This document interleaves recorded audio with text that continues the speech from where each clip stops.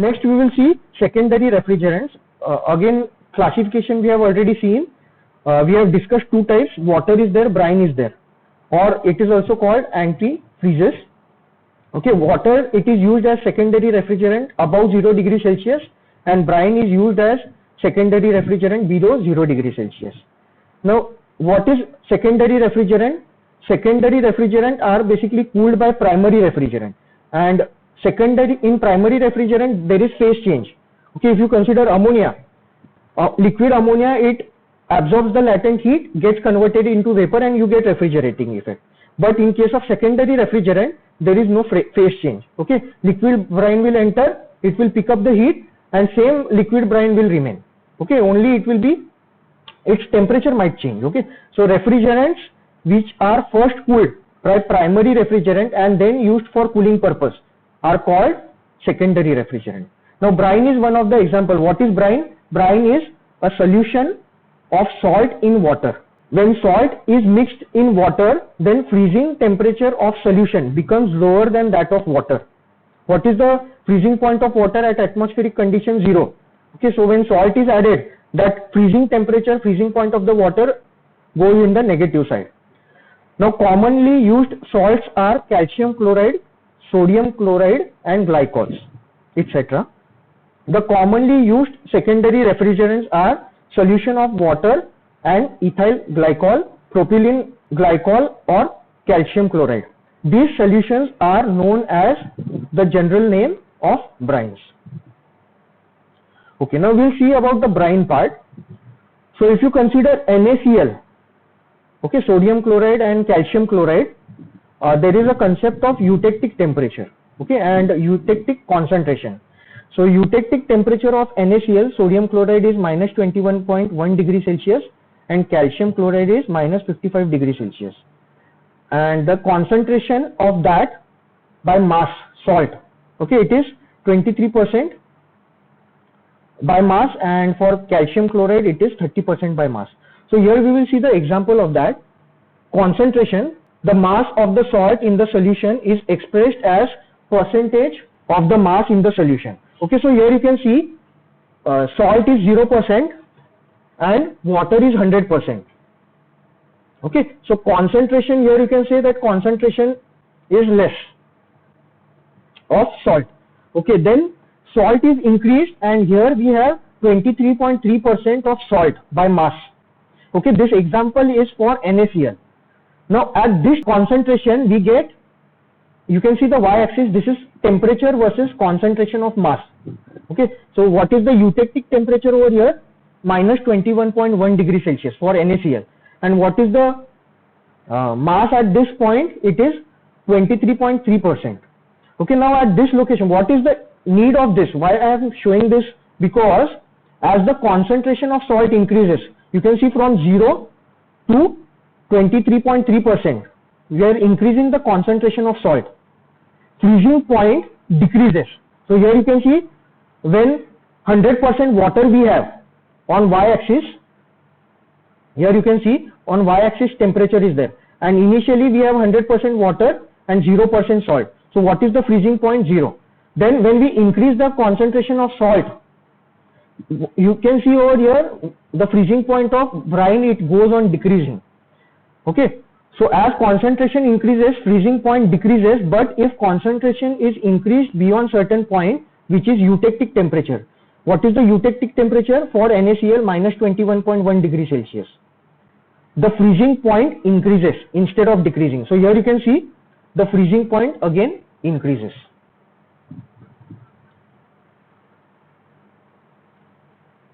The point at which the freezing temperature is minimum is called eutectic temperature. So here the temperature is minimum. That is called eutectic temperature. For NaCl it is minus 21.1 degree Celsius. And the concentration at that point is called eutectic concentration. Now usually when we are using this calcium chloride as salt, it imparts bitter taste to food product. Okay, that is why wherever food product application is there, we don't use calcium chloride. Okay, that is why if you see the ice plant, there also we are using NaCl, sodium chloride, as salt when we are considering brine. next we will see ODP and GWP. What is this ODP? Ozone depletion potential. Okay, now according to Montreal Protocol 1987, ODP of refrigerant should be 0. Okay, that is, they should be non-ozone depleting substance. So what happened was, initially if you see the history of refrigeration and air conditioning, initially we had chlorofluorocarbon, and that chlorofluorocarbon, it was responsible for ozone layer depletion. Okay, then US scientists, they basically found the chemical reaction. What exactly happens when that CFC comes in contact with ozone? What is ozone? O3. So they found what is the chemical reaction, and then after a few years, it was before 2000, before year 2000, all these things happened. So before 2000 year, it was discovered that the whole ozone hole was there. Okay, on the Antarctica side, Australia side. If you see ozone layer, there was a hole in that ozone.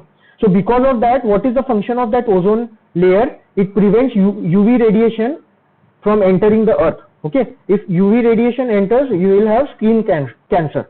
So because of that ozone layer depletion, it is direct threat to humanity.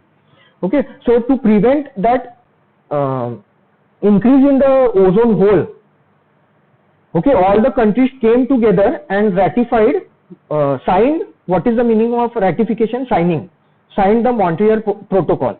And what is that Montreal Protocol? All the countries committed that whatever refrigerants they are going to use, it will have 0 ODP, meaning ozone depletion potential value should be 0. Okay, now refrigerants having non-zero ODP have either already been phased out, like example R11, R12, or will be phased down in near future, like R22.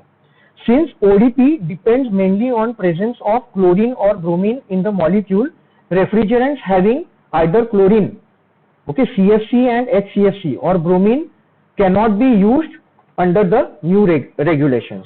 Now India ratified Montreal Protocol on September 7, 1992. Okay, now here some ODP values of refrigerants are given. R11 ODP is 1, R12 ODP is 1. Okay, now if you compare it with R22, what is R22 ODP? Ozone depletion potential 0.05, and R134A ODP value is 0. Okay, now whatever equipments we have in our college lab, all are having this R134A refrigerant, meaning ODP value of R134A is 0. So they are not depleting the ozone. Okay. Next parameter is called GWP. Okay, that is called global warming potential. Now refrigerant should have low value of GWP as possible. Okay, now this is according to Kyoto Protocol. Refrigerants with 0 ODP, okay, but a higher value of GWP, example R134A, are likely to be regulated in future. Okay, so R134A, its ODP value is 0, but its GWP value is very large. GWP is expressed as a factor of carbon dioxide, whose GWP value is taken as standard 1. Okay, now this GWP value, it is considered for 100-year life period of refrigerant. Okay, now here one example you can see, R134A has a GWP of 1430. Now here one thing you should remember, this GWP value, it constantly changes for this refrigerant. Okay, if you consider 2-3 years back, R134A refrigerant, it had GWP value of 1300. Okay, now this is the updated value. R134A GWP value is 1430. What it means that 1 kg of R134A, it is equivalent to 1430 kg of carbon dioxide.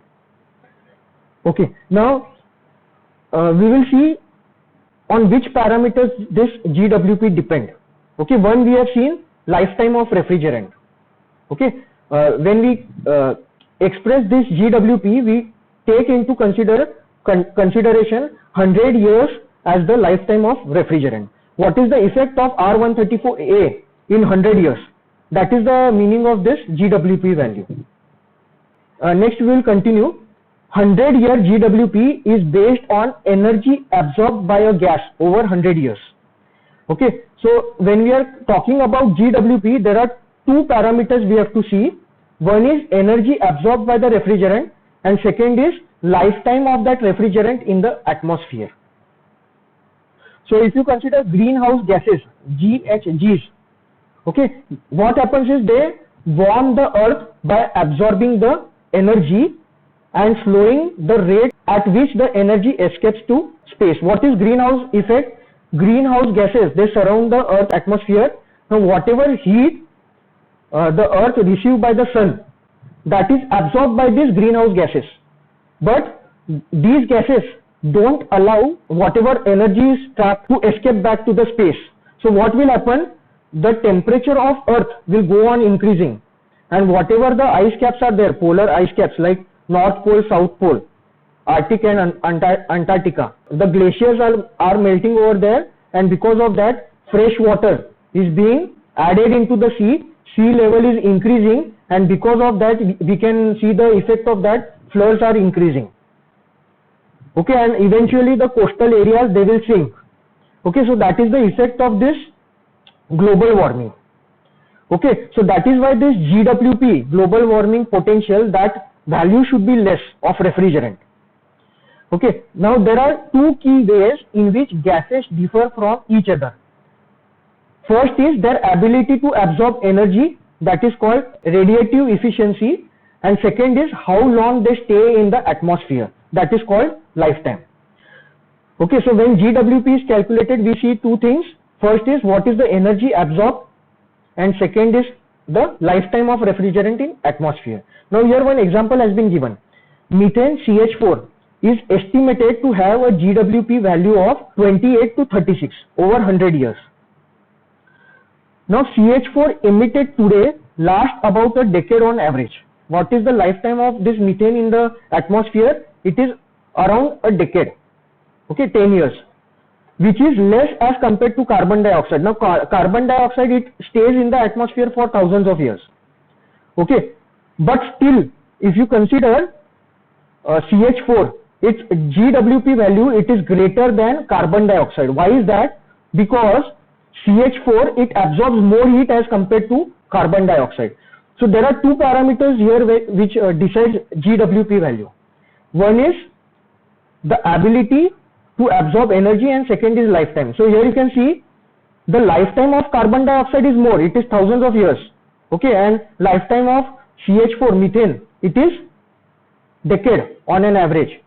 But the energy absorbed by the methane, it is very large as compared to carbon dioxide. That is why GWP value of methane, it is more.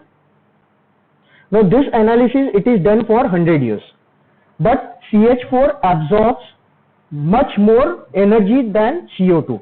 The net effect of shorter lifetime, okay, CH4 is having shorter lifetime and higher energy absorption is reflected in its GWP value. Now this GWP value, it changes over the years for a particular refrigerant, and in detail if you want, you can go to this website and study. Much more detailed discussion has been given about GWP in this website. So here you can see now ODP values of certain refrigerants have been mentioned.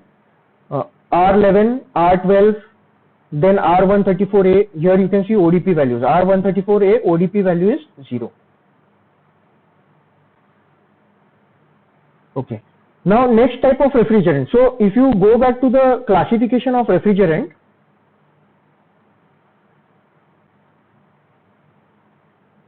refrigerants are classified as in organic we have halocarbons. In halocarbon we have CFC, which are called first generation refrigerants, HCFC, they are called second generation refrigerants, and HFC, they are called third generation refrigerants.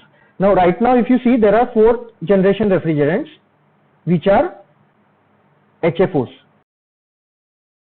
So HFO, they are called fourth generation refrigerants. What are these HFOs? Hydrofluoroolefins.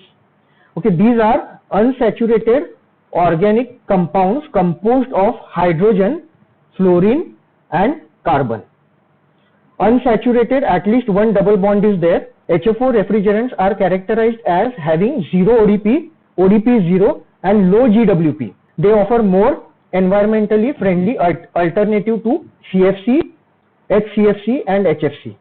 HFOs are called fourth generation refrigerant with 0.1% of GWP of HFCs. Now some examples are given over here. HFO currently in use are 2,3,3,3 tetrafluoropropene, which is called HFO 1234YF, and 1,3,3,3 tetrafluoropropene, which is called HFO 1234ZE. Okay. Now these HFO refrigerants, you can see atmospheric lifetime of the refrigerant. Okay. R134A, this is not HFO. Okay. So R134A, it is having ODP value as 0 and GWP value as 1430, and its atmospheric lifetime is 13 years. Whereas if you consider HFO refrigerant, HFO 134YF, its ODP value is 0 since it doesn't have any chlorine atom, and its GWP value, it is 4, and it has only 11 days of atmospheric lifetime. So we had discussed that the GWP value, it depends on two parameters, energy absorbed and lifetime. So here you can see the lifetime, atmospheric lifetime of HFO 1234YF, it is only 11 days.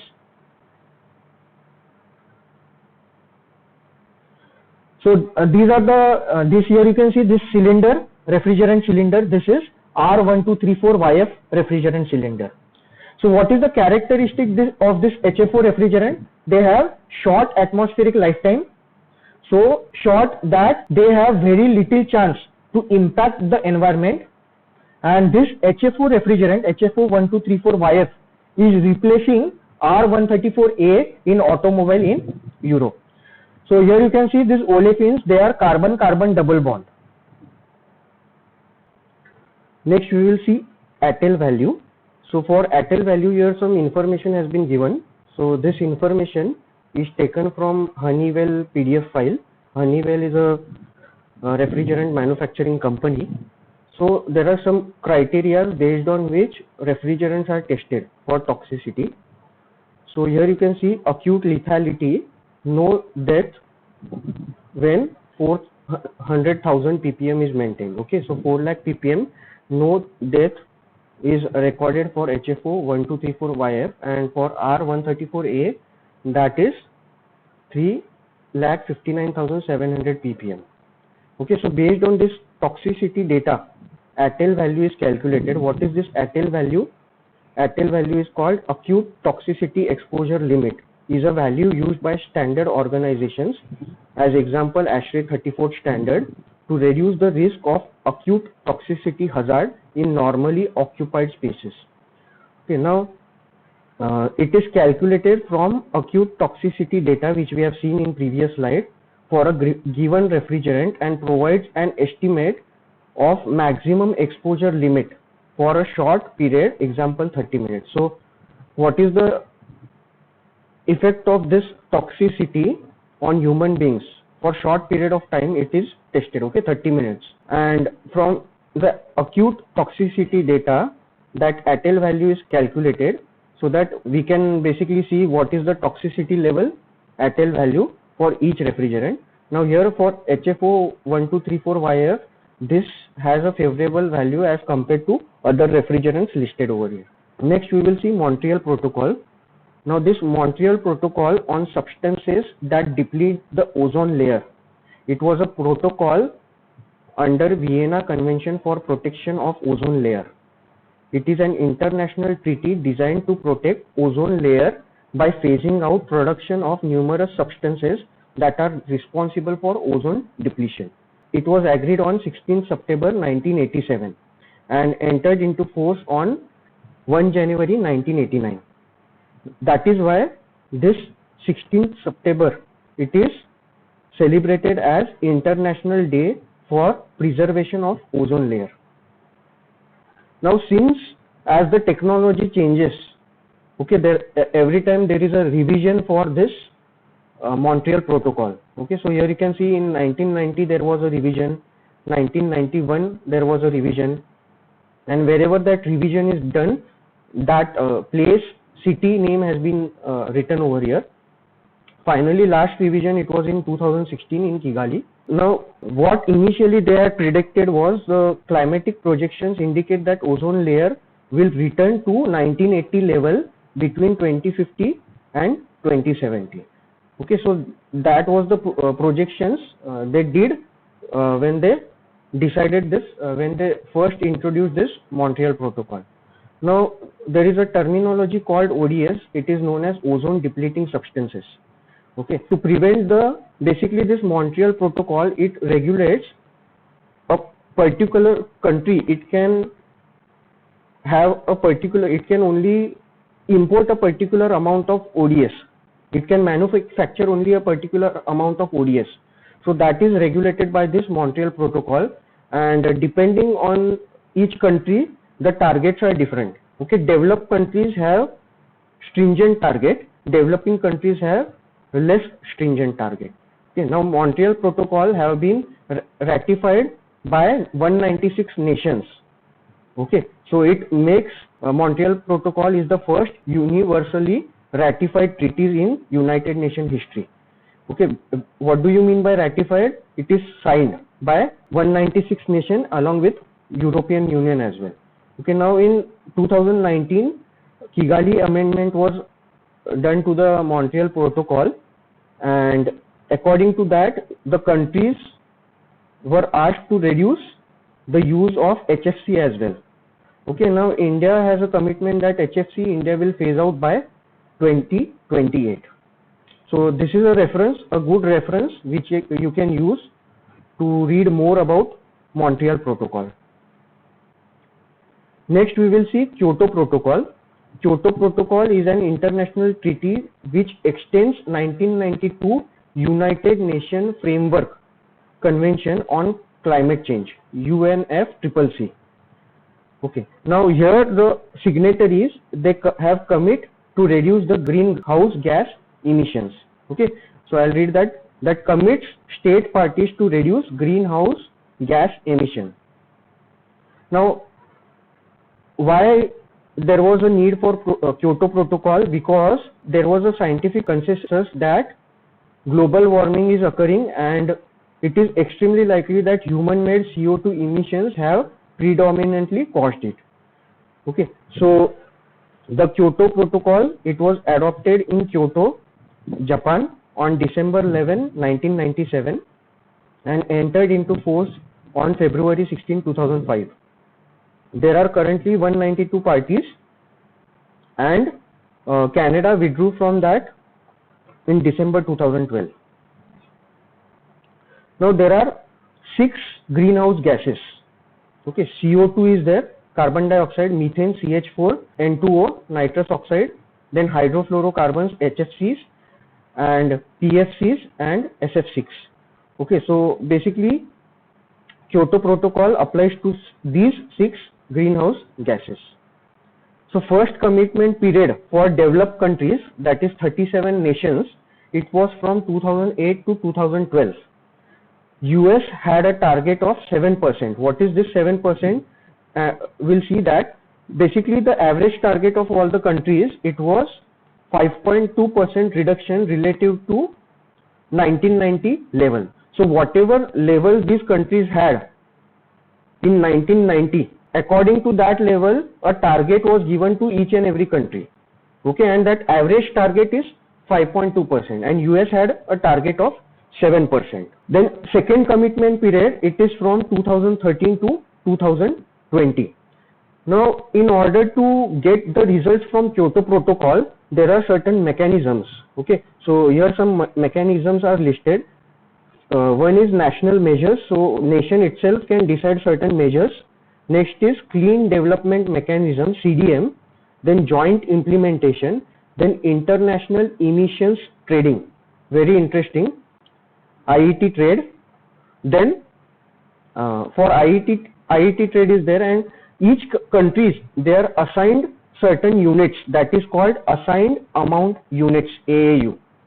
Okay, now what happens is, suppose India has been given certain amount of AAU. Okay, so that much amount of the emissions is allowed under the Kyoto Protocol. Okay, just an example I am giving. But suppose India is able to meet the limit. Okay, so we are not using all the assigned amount units. So extra amount, it can be traded with the international community. Okay, and that can be in the form of money. So direct cash benefit India can get from that. So whatever excessive, if we are not utilizing all the assigned amount units, so excessive units can be traded with other countries which are having more emissions. Like for example, Japan. Japan usually buy these AAUs from other countries. Okay, and there are few countries whose utilization of these units are less. So they are able to trade and sell these assigned amount units. Now next is the emission reduction produced by CDM are called Certified Emission Reduction, CER, and reductions produced by joint implementation are called Emission Reduction Units, ERU. So basically, clean development mechanism, this is valid for a party who is there in Kyoto Protocol. That party, it is implementing this clean development mechanism to some other country who is not that much developed and not a party to Kyoto Protocol. Okay, so basically whatever extra emissions they are developing, okay, they are trying to contribute to the environment by actually setting up a plant which follows all the norms in some other country, which is developing country. So that is called clean development mechanism. The next one is joint implementation. Now this joint implementation is between two developed countries. So suppose one country is developed and second country is developed. So one country, it is not able to meet the Kyoto Protocol target. So what that country will do, it will implement a project in some other country, okay, and based on that they will get some units. So that is called joint implementation. Now there is a documentation available for this Kyoto Protocol. There are total of 28 articles. You can visit this website for more information. Next we will see graphical representation of ozone depletion. So we'll see the chemical reaction first. CFC is there, which is chlorofluorocarbon. So here you can see carbon atom. It is denoted like this. So this is center one, this is C, then this is chlorine atom. So these three are chlorine atoms, and then fluorine atom. Okay, so this is fluorine atom. So when CFC comes in contact with irradiated UV rays, what will happen? Chlorine atom breaks away. Now this chlorine atom, it hits the ozone molecule. What is ozone? O3. So the chlorine atom hits the ozone molecule, and then the chlorine atom takes one oxygen atom to form chlorine monoxide, and we will get one molecule of oxygen. So this is chlorine monoxide, and this one is oxygen. Now oxygen atom from the atmosphere, it hits the chlorine monoxide. Okay, so chlorine will separate and we will get again oxygen. So basically this is the reaction involved in ozone depletion. Now we will see this with the help of animation as well. So here you can see this is CFC, UV radiation, chlorine atom is separated, then we get chlorine monoxide and oxygen, then again oxygen, we will get oxygen and we will get chlorine. Okay, you can see this again.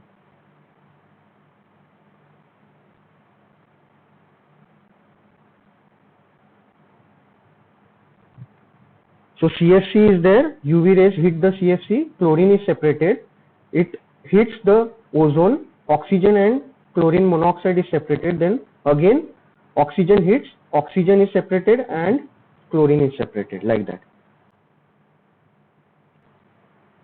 Now we have different refrigerants like R11, R12, R22, R134A, R410A and so on. So each refrigerant is filled in a cylinder, okay, and that cylinder has a certain color code. So here you can see R11, it has orange color code, R12 white, R22 light green, R134A light blue, and R410A rose color. Okay, so depending on the different refrigerant, the color of the refrigerant cylinder, it will be different. Next we will see environmentally friendly refrigerants. Okay, now this question is very important from theory point of view. Okay, so we'll see environmentally friendly refrigerants. Now CFCs, they are greenhouse gases, okay, GHGs.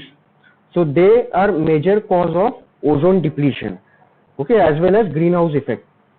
Now what is the culprit over here? Chlorine atom in this CFC is the culprit for ozone layer depletion.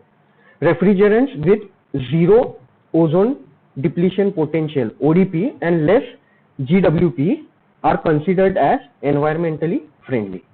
We have already seen which refrigerants are environmentally friendly. We are just making summary of that. Okay, so HFO refrigerants are categorized as having zero ODP and low GWP. So offer a more environmentally friendly alternative to CFC, HCFC and HFCs.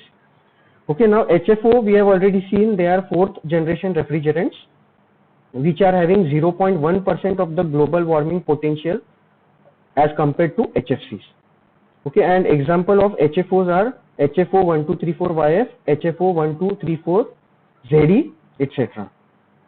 Now why is this? Because GWP value is small for HFO because it has short atmospheric lifetime and the energy absorption capacity is also less. Next, if you see hydrocarbons like isobutane, which is R600A, and propane R290. Okay, these are also being used as environmentally friendly refrigerants. They have low cost and they are widely available. Both of them have zero ODP and very low GWP. They also have good energy efficiency, but they are flammable and can form an explosive mixture with air if leak occurs. So that point should be kept in mind, that R600A, it is flammable. Now R600A is being used in refrigerator. Right now in India, refrigerator will have R600A as refrigerant. Then R290, it is being used in air conditioner. As of now, most of the environmentally friendly refrigerants available in India are isobutane, which is R600A, and R290 propane. Now GWP of R600A, it is 3 and R290 is also 3. Whereas if you see the value of ODP, it is 0 for both the refrigerants.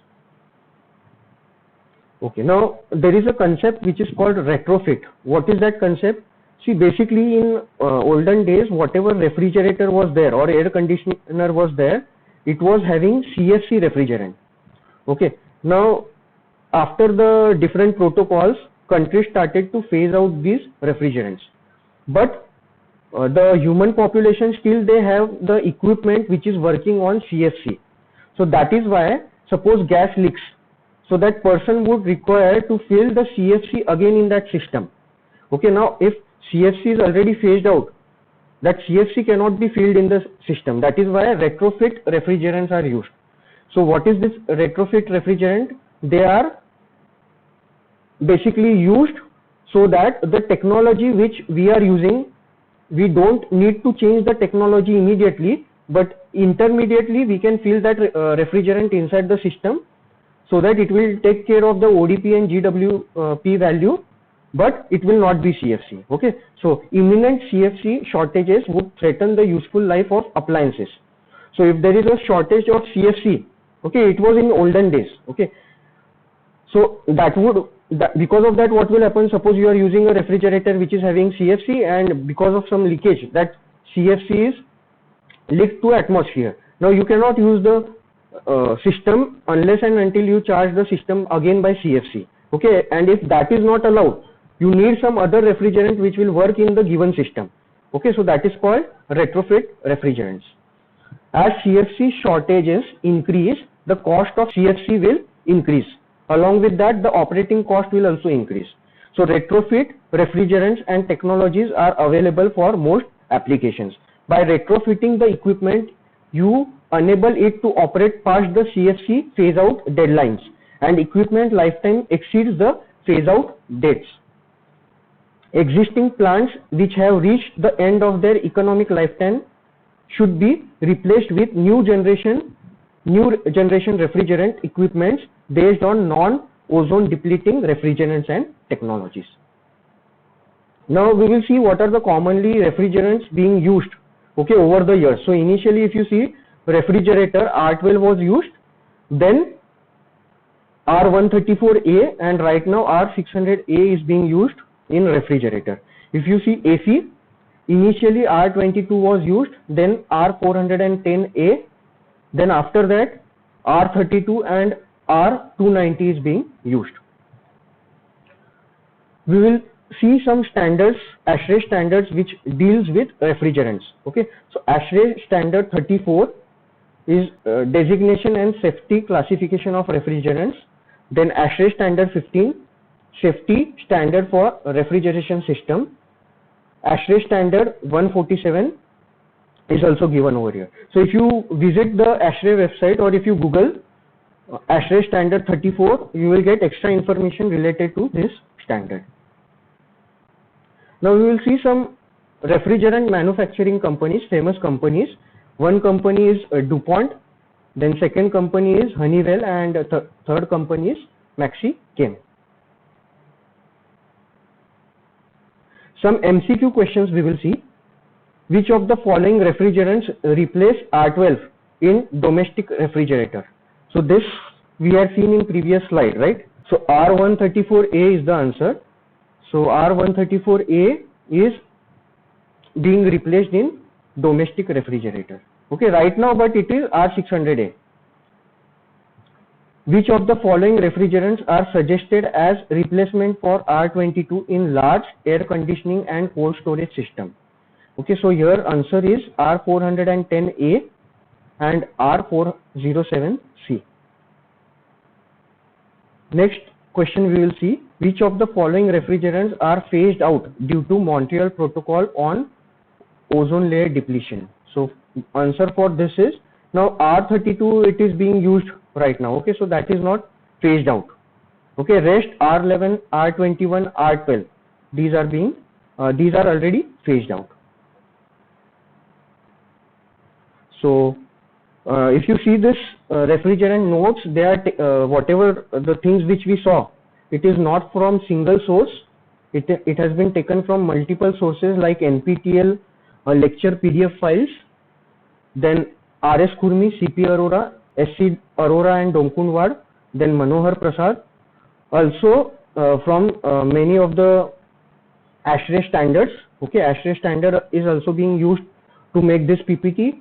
Refrigerant property software which we used, which is an Android application, that is also helpful for us in this module. So that is a modern tool, okay, refrigerant property software, and that modern tool we are using while solving practical, when we are performing experiments as well.